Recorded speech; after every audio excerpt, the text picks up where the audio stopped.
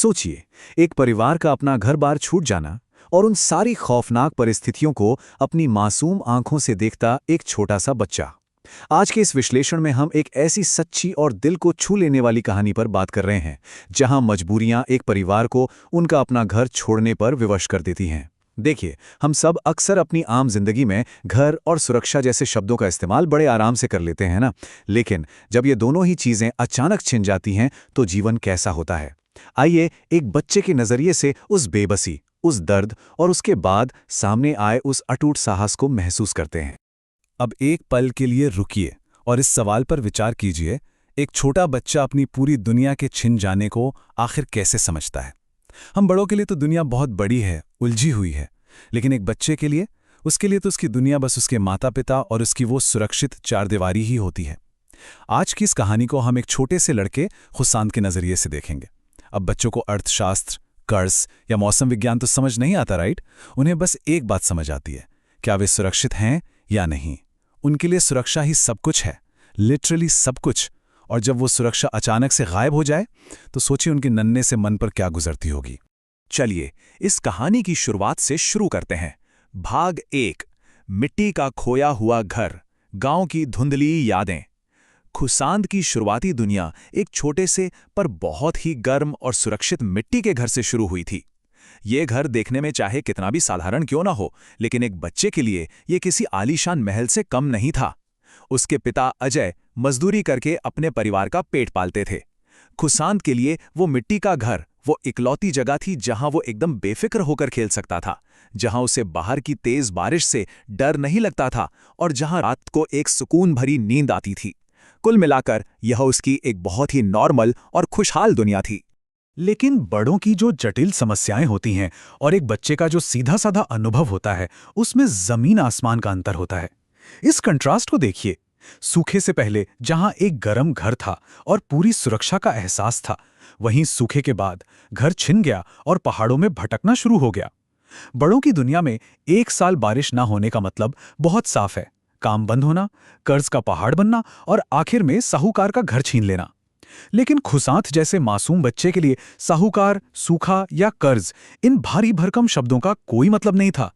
उसके लिए इसका मतलब सिर्फ इतना था कि अचानक एक दिन उसके माता पिता उसे लेकर उस सुरक्षित मिट्टी के घर से निकल पड़े। यहां तक कि गांव वालों ने भी उनसे एकदम दूरी बना ली। जरा सोचिए उस बच्चे के दिमाग में कैसी उलझन पैदा हुई होगी कि आखिर हम अपना प्यारा घर छोड़कर इन अनजान डरावने रास्तों पर क्यों भटक रहे हैं। और यहीं से शुरू होता है हमारा भाग 2, पत्थर का दानव, पहाड़ की गुफा की खोज। गांव से निकाले जाने के बाद कई दिनों तक भूखे प्यासे भटकने पर अजय को पहाड़ों के बीच एक खाली गुफा मिली। अब एक पिता के रूप में अजय ने सोचा होगा, चलो कम से कम धूप और बारिश से तो बचेंगे। लेकिन एक बार इसे खुशांत के नजरिए से देखने की कोशिश कीजिए। एक गर्म कोजी मिट्टी के घर से निकलकर अचानक एक विशाल अंधेरे और ठंडे पत्थर के ढांचे के सामने खड़ा होना। एक छोटे बच्चे के लिए वो गुफा किसी डरावने पत्थर के दानों से बिल्कुल कम नहीं थी, जो अब उनका नया ठिकाना बन चुका था। उस गुफा की कठोर सच्चाई उस बच्चे की हर एक इंद्रिय पर, उसके सेंसेस पर भारी पड़ रही थी। बाहर तेज बारिश हो रही थी और छत से लगातार जो टप टप पानी गिर रहा था, वो किसी डरावनी घड़ी की टिक टिक जैसा महसूस हो रहा था। सोने के लिए अब वो नरम बिस्तर नहीं था, बल्कि एकदम सख्त, खुरदरी और ठंडी जमीन थी। और अगर खाने की बात करें, तो कभी जंगल के कड़वे मीठे फल खाने पड़ रहे थे, तो कभी बड़ी मुश्किल से चबाई जाने वाली सूखी रोटी। ये सब कुछ एक छोटे बच्चे के लिए बेहद डरावना और अनकंफर्टेबल था। वो पत्थर का दानव उन्हें छत तो दे रहा था, लेकिन गर्माहट बिल्कुल नहीं। और इसी खौफनाक और ठंडे माहौल के बीच एक मासूम सी आवाज गूंजती है, पापा, हमारा असली घर कब आएगा? सच कहूं तो ये सिर्फ एक सवाल नहीं है, ये एक बच्चे की मासूमियत और उसकी गहरी हताशा की पुकार है। खुशांत को बस यही लगता था कि यह अंधेरी गुफा सिर्फ एक रास्ते का पड़ाव है, मंजिल नहीं। और वहीं दूसरी तरफ उसका पिता अजय मुस्कुराकर कहता, जल्दी बेटा, बहुत जल्दी। लेकिन अंदर ही अंदर अजय पूरी तरह टूट चुका था। ये एक पिता की उस मूक, खामोश पीड़ा को दिखाता है जब वो अपने ही बच्चे को कड़वी सच्चाई नहीं बता सकता और उसे झूठी उम्मीद देने पर मजबूर होता है। फिर आता है भाग 3, टूटने की कगार, बच्चे की नाजुक स्थिति। देखिए, इंसान की सहन शक्ति की भी तो एक लिमिट होती है ना। अब हम उस मोड़ पर आते हैं जहां ये कठोर गुफा इस परिवार की असली परीक्षा लेने लगती है। ये हिस्सा हमें साफ साफ बताता है कि बच्चे बड़ों की तुलना में कितने ज्यादा नाजुक और संवेदनशील होते हैं।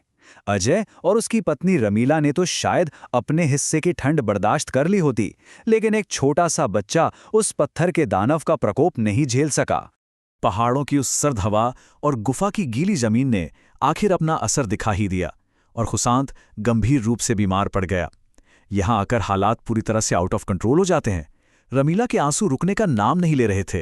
वो रोते हुए अजय से कहती है कि उनका बेटा ये सब अब और नहीं सह पाएगा। अजय की जेब बिल्कुल खाली थी, दवा इलाज तो बहुत दूर की बात थी।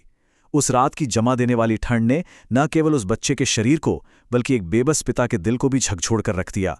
और बस उसी रात अजय ने एक बहुत ही कठोर फैसला लिया, अब और नहीं। भाग 4 रक्षक का सफर, पिता की अथक लड़ाई। खुशांत की नजर में उसका जो पिता कुछ समय के लिए एकदम बेबस और लाचार नजर आ रहा था, वो अब एक ऐसा योद्धा बनने वाला था जो अपने परिवार के लिए पूरी दुनिया से अकेले लड़ने को तैयार था। अजय का उस सुबह शहर की ओर निकलना सिर्फ काम की तलाश नहीं थी, ये अपने बच्चे की जान बचाने की एक हताश, बेचैन और अथक लड़ाई थी। और ये जो सफर है ना, ये अजय के कड़े संघर्ष को बहुत ही क्लियरली दिखाता है। स्टेप 1, उस अनजान और भीड़ भरे शहर की ओर मीलों पैदल जाना। स्टेप 2, जहां भी काम मांगा अपने फटे पुराने कपड़े देखकर लोगों द्वारा बेइज्जत होकर भगाया जाना। और यकीन मानिए, अपमान का घूंट पीना दुनिया का सबसे मुश्किल काम होता है।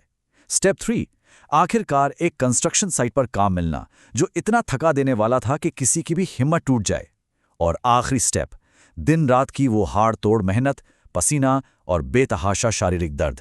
लेकिन अजय ये सब बिना एक भी शिकायत के सहता गया। क्यों? क्योंकि उसकी आंखों के सामने सिर्फ और सिर्फ एक ही लक्ष्य था, अपने बच्चे खुशांत के चेहरे पर वो खोई हुई मुस्कान वापस लाना। अब दिन भर के इस साइकिल को, इस टाइमलाइन को एक बच्चे के नजरिए से महसूस कीजिए। सुबह सुबह उसके पिता एक छोटी सी उम्मीद लेकर उस डरावनी गुफा से बाहर जाते। दिन भर वो बीमार बच्चा अपनी माँ के साथ बस इंतजार करता। उसे बिल्कुल नहीं पता था कि उसके पिता शहर में कितनी ईंटें ढो रहे हैं या कितनी चिलचिलाती धूप में पसीना बहा रहे हैं। और फिर रात को जैसे ही अंधेरा होता, उसके पिता किसी जादूगर की तरह वापस लौटते। उनके हाथों में दवा, अच्छा खाना और कुछ नए कपड़े होते थे। इस रूटीन ने, इस अथक दिनचर्या ने धीरे धीरे अपना चमत्कार दिखाना शुरू किया। रमीला की आंखों में अब भी आंसू थे, लेकिन इस बार वे खुशी के थे। पिता की उस दिन रात की मेहनत के जादू से खुशांत धीरे धीरे ठीक होने लगा था। और अब हम आते हैं भाग 5 पर, घर का एहसास, गुफा को पीछे छोड़ना। कई महीनों की उस हड्डी तोड़ मेहनत और एक एक पैसा जोड़ने के बाद आखिरकार वो दिन आ ही गया। अजय ने गांव के किनारे एक छोटी सी झोपड़ी किराए पर ले ली। अब वक्त था उस अंधेरी गुफा को हमेशा के लिए पीछे छोड़ने का। लेकिन जब परिवार उस अंधेरी जगह से बाहर निकल रहा था, तब कुछ ऐसा हुआ जिसने इस पूरी कहानी का नजरिया ही बदल दिया। पीछे मुड़कर देखते हुए खुशांत ने अपने पिता से कहा, पापा, ये गुफा बुरी नहीं थी, इसने हमें बचाया। वाह, ये एक बच्चे का वो अद्भुत बेदाग नजरिया है जो हम बड़ों की दुनिया में अक्सर कहीं खो जाता है। जिस जगह को हम अब तक एक पत्थर का दानव समझ रहे थे, जिस जगह ने उस बच्चे को बीमार तक कर दिया, वही जगह असल में उनके सबसे बुरे वक्त में उनकी इकलौती रक्षक थी। जब पूरी दुनिया ने उनके लिए अपने दरवाजे बंद कर दिए थे, तब इसी अनजान गुफा ने उन्हें छत दी थी। खुशांत की ये छोटी सी बात हमें सिखाती है कि कैसे वक्त के साथ सबसे डरावनी चीजें भी हमारी सबसे बड़ी रक्षक बन सकती हैं। तो यहां सबसे बड़ा सवाल और सबसे महत्वपूर्ण बिंदु यह है कि घर वास्तव में होता क्या है। अजय ने अपने बेटे की बात सुनकर मुस्कुराते हुए एक बहुत ही गहरी बात कही। घर सिर्फ ईंट और पत्थर का कोई निर्जीव ढांचा नहीं है। घर वो जगह है जहां आपके सपने पूरे होते हैं। यह हमें बताता है कि घर किसी खास ईंट, पत्थर या मिट्टी का मोहताज नहीं होता। जब तक आपका परिवार एक साथ है, जब तक आपके अंदर हालातों से संघर्ष करने का साहस है और जब तक उन सपनों को सच करने की इच्छा शक्ति जिंदा है, दुनिया की कोई भी जगह आपका घर बन सकती है। वो ठंडी गुफा भी उनके लिए घर ही तो थी, जिसने उन्हें सबसे मुश्किल वक्त में जीवित रखा। आइए अब इस पूरी कहानी से मिलने वाली मुख्य सीख को समेटते हैं। पहली बात जो हमें याद रखनी है वो ये कि जीवन में आने वाली मुश्किलें हमें तोड़ने के लिए नहीं, बल्कि हमें अंदर से और ज़्यादा मजबूत बनाने के लिए आती हैं। दूसरी बात, अगर हमारे अंदर हौसला है, साहस है, तो एक अंधेरी और ठंडी गुफा भी हमें रोशनी का रास्ता दिखा सकती है। और सबसे अहम बात, इंसान की वो जिद, वो दृढ़ इच्छा शक्ति और कभी हार न मानने का जज्बा शून्य से भी, जी हाँ बिल्कुल जीरो से भी, सपनों का एक नया महल खड़ा कर सकता है। खुशान के परिवार ने हमें ठीक यही साबित करके दिखाया है। इस चर्चा के अंत में जाते जाते ये सवाल मैं आपके सोचने के लिए छोड़ रहा हूं, आखिर वो क्या चीज है जो एक डरावनी अंधेरी गुफा को हमारे सपनों की मजबूत नींव में बदल देती है? क्या ये सिर्फ हालातों की मजबूरी है, या फिर वो अटूट प्रेम और संघर्ष करने की वो जिद जो एक इंसान सिर्फ और सिर्फ अपने परिवार के लिए करता है? अगली बार जब भी आप अपने घर की उन सुरक्षित दीवारों को देखें, तो अजय के उस बेतहाशा संघर्ष और खुशांत के उस खूबसूरत नजरिए को जरूर याद कीजिएगा, जिसने एक बेजान पत्थर के गुफा में भी जीवन की एक नई उम्मीद खोज ली थी। इस विश्लेषण में हमारे साथ जुड़ने के लिए बहुत बहुत शुक्रिया। सीखते रहिए और हाँ, अपने आसपास की कहानियों को हमेशा एक नए नजरिए से देखते रहिए।